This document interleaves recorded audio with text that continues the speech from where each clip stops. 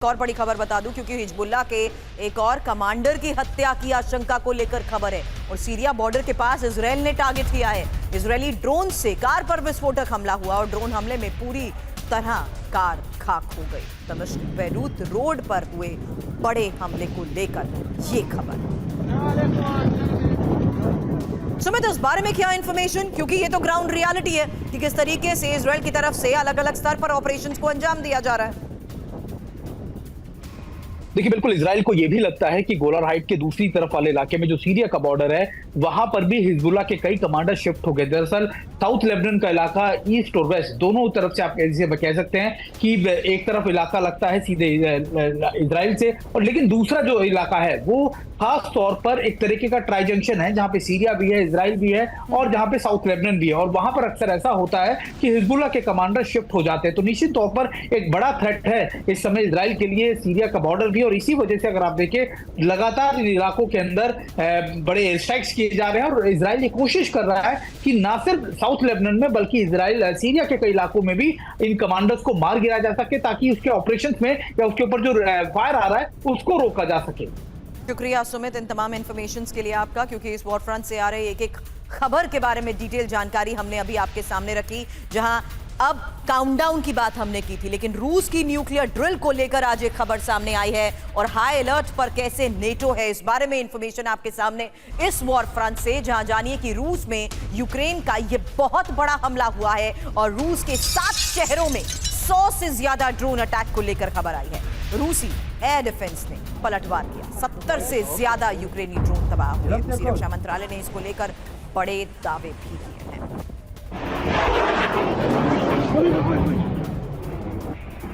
बड़ी खबर आपको बता रहे हैं जहां रूस में यूक्रेन का ये बहुत बड़ा हमला और 7 शहरों में 100 से ज्यादा ड्रोन अटैक। रूसी एयर डिफेंस ने भी पलटवार किया है, 70 से ज्यादा यूक्रेनी ड्रोन को तबाह करने का दावा किया। और यूक्रेन का बैलिस्टिक मिसाइल से हमला, बड़ी खबर, यूक्रेनी फोर्स ने दागी ATACMS मिसाइल, डोनेट्स्क में रूसी बेस को तबाह करने का दावा किया गया है।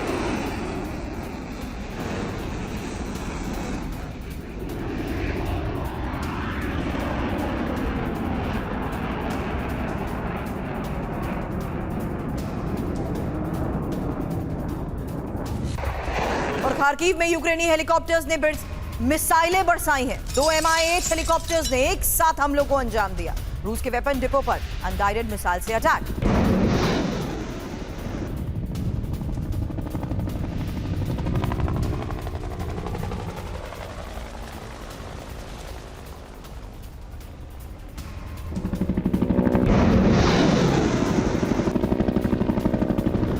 और न्यूक्लियर वॉर की तैयारी कर रहे रूस को लेकर खबर, जहां रूसी न्यूक्लियर ड्रिल का तीसरा स्टेज शुरू हो चुका है। नए स्टेज में रूस की स्ट्रैटेजिक न्यूक्लियर ड्रिल को लेकर खबर आई है।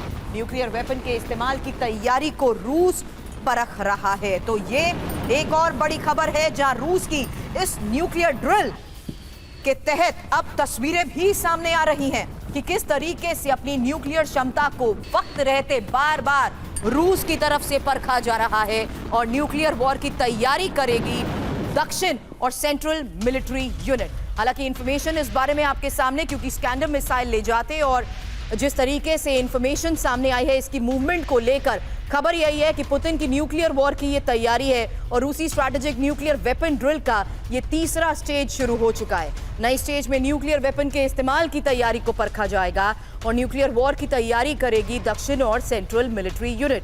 स्कैंडर M मिसाइल के इलेक्ट्रॉनिक लॉन्च की बाकायदा ट्रेनिंग होगी। आपको बता दें, मई में शुरू हुई न्यूक्लियर ड्रिल के 2 स्टेज पूरे हो चुके हैं। बख्शी सर, अब ये तैयारी, रूस की ये तैयारी, जहां न्यूक्लियर वॉर की इस तैयारी के बीच आज एक बार फिर से रूस ने ये साफ कर दिया कि रूसी न्यूक्लियर ड्रिल्स का ये तीसरा स्टेज शुरू हो चुका है।